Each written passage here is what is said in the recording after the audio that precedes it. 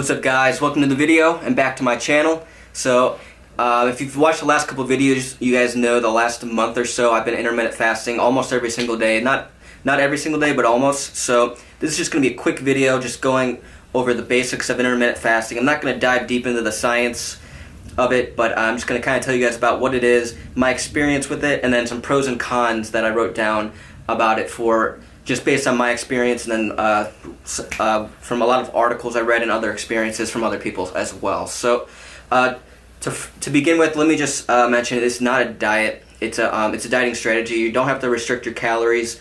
If you're cutting, you still want to be in that deficit, but don't have to restrict your calories. It's not like a diet like that. It's a strategy for you to use. So intermittent fasting, as you guys probably know, it's a period of fasting and then you have a window of eating. So probably the most popular one is the 16-8. So you can be fasting for 16 hours and then you get in all your calories for 8 hours, and you do it the same time every single day. So really popular way to do this. A lot of people do it this way is they'll skip breakfast and then maybe they'll push their lunch a little bit later. So maybe they'll do their eating window from 1 p.m. to 9 o'clock at night, and then they'll fast through sleep, skip breakfast all the way until 1 p.m. the next day. And you can choose your eating window anytime you want. Just do it the same every single day.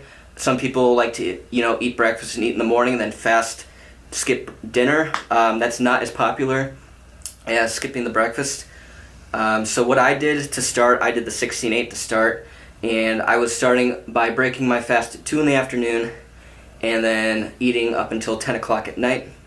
And then the last week and a half or so, I took it a step further and I did the 20 hours fasting, 4-hour eating window, and I was doing 2 big meals within that eating window. And so I was breaking my fast at 6 p.m. and finishing at 10.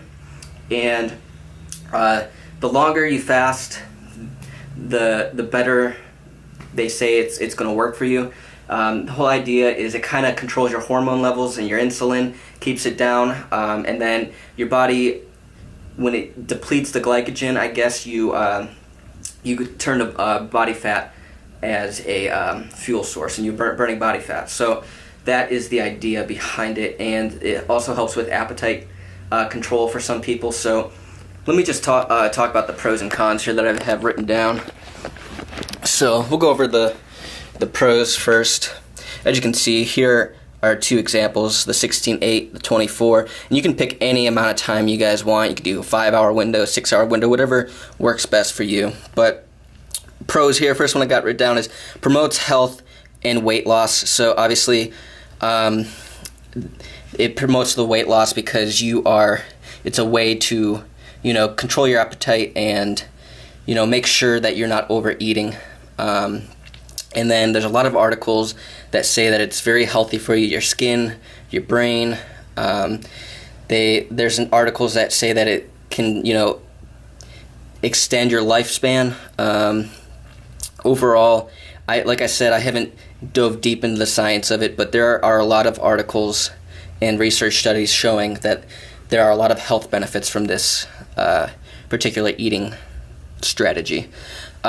Next one, no calorie restriction. So you're just, limiting the amount of time throughout the day that you can eat your calories, but it doesn't mean you necessarily need to restrict them. So you're just getting them all in during your window. Third, schedule and lifestyle. So maybe some people, they're very busy. Getting 6 meals a day, 5-6 meals a day, it's just too hard to do.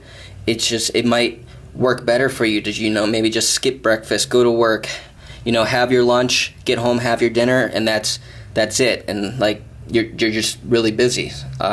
It just actually works very well for some people. While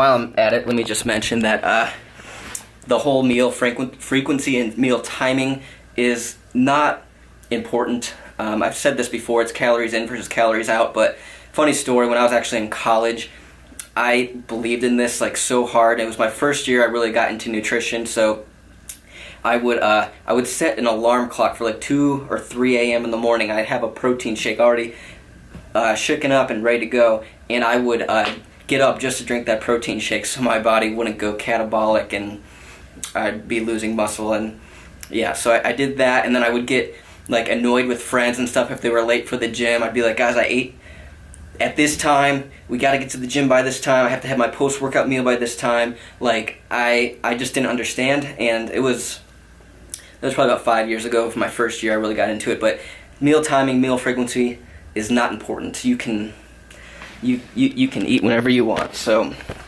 another one, bigger meals. And we'll do this one and the bottom one together, appetite control. So this helps with a lot of people who have issues with appetite. Have you guys ever, for some people, if you're having 6 meals a day and you're on a cutting diet, your meals aren't going to be that big. And I know for myself personally, if I'm having a small meal, it's not going to satisfy and fill me up. And then I'm going to be hungry, and I'm just looking forward to the next meal. So I'm always all day long just thinking about food, looking towards the next meal. With intermittent fasting, you can put off your meals and you can have 2 or 3 bigger meals that are going to be much more filling, much more satisfying, and kind of help with that appetite thing. So, and I have found that if you are intermittent fasting, during your fasting time, if you just kind of get past the whole hunger thing and you're busy at work or you're not thinking about food and maybe just drinking coffee, or drink a lot of coffee and water while you're fasting, but then you're just you're going through it and you kind of just aren't thinking about food until that first meal anyway. So this helps a lot of people control their appetite, especially people who eat and then they're hungry again in an hour. So, and then there's a lot of studies showing that it lowers the risk for diseases such as like diabetes, heart disease, even cancer. So, and then I mentioned it, studies saying that it claims that it could extend your lifespan. So those are the pros. Now let's talk about the cons. Social events. Maybe you go out a lot with friends or coworkers for lunch or drinks or whatever, and it's just you have a scattered schedule. It's going to be hard to be able to do these things and stick to a schedule where you're fasting for 16 hours a day. So if you've got a scattered schedule that's very busy and you're very outgoing and do a lot of things with friends and coworkers and stuff, it might get tough. For some people, especially when you're starting out and you haven't adapted to it yet, you could get hungry, moody, or unproductive, or lack of energy because you haven't had any food. Your body's not used to it, expecting you to feed it.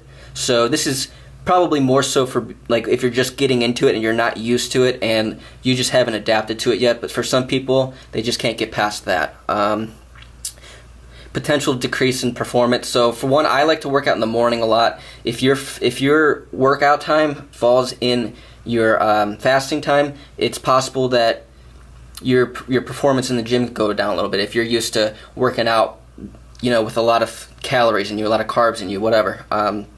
And like I don't want to fast at nighttime because I get hungrier at night. The daily stresses add up, and I'm more likely to break my diet that way. And that's just me. That's not for everyone.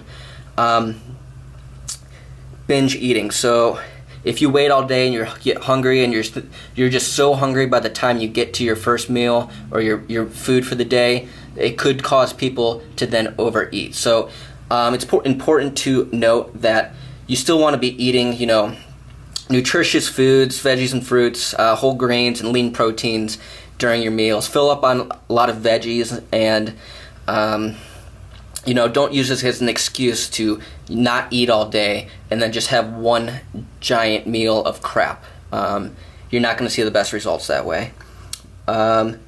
Difficult to bulk. So if you're bulking, if you only have 8 hours of the day to get in all your calories, that might be very hard to do. So if you're someone that needs a lot of calories throughout the day, you might not want to do this. And then maybe it just doesn't fit your lifestyle or preferences. So like I was saying, maybe it doesn't fit your schedule with friends. Maybe it doesn't fit your work schedule. Maybe you have kids in a family. You guys have breakfast, lunch, and dinner together.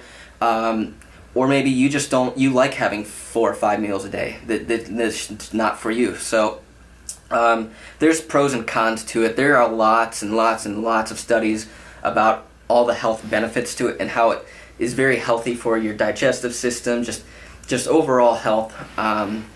It's a way to control appetite for a lot of people. My experience with it is I really do enjoy it a lot. I like fasting. The only problem with it for me is I work out in the morning a lot, and I'm someone who really likes to put my calories around my workout, specifically my post-workout, and I love breakfast. So when I work out in the morning, I like to come home and have a big breakfast. I just really enjoy that. So, and I don't want to fast at nighttime. Like I said, daily stresses add up. Gets later into the day, more likely to cheat. That's just me. So I'm not going to keep doing intermittent fasting every single day, but it is a great tool to incorporate into your strategy. So I'm going to do it some days. Like if I'm working out at night, I'm probably going to intermittent fast that day for sure. If it's a weekend, I know I'm going out at night, I might intermittent fast for that day. Or I might just have a lot of protein, backload to my carbs. The more and more you guys learn about your body, your preferences, the foods you like, and your own, just yourself, the easier it is going to be for you guys to determine what kind of diets and nutrition and strategies work best for you. But this is a great diet to try it out. I really recommend that you give it a try if you are struggling with appetite control. Really works for people at work, I think. And I mean, if you skip breakfast, you don't eat until late, you have a late lunch, maybe 1, 2, 3 in the afternoon, go as long as you can, and then you have your first meal, and then you work out right after work, and then you have another large post-workout meal right before bed. You're feeling full and satisfied. I mean, I really like the idea of it a lot. Just like I said, I love breakfast. I love working out in the morning before work, so it doesn't always fit my lifestyle preferences, but it could for you. I recommend you give it a try. I hope this was helpful, and if you liked it, please hit the thumbs up, and I'll see you guys in the next one. I got loyalty, got royalty inside my DNA. Cocaine quarter piece, got war and peace inside my DNA. I got power, poison, pain, and joy inside my DNA. I got hustle, though ambition flow inside my DNA.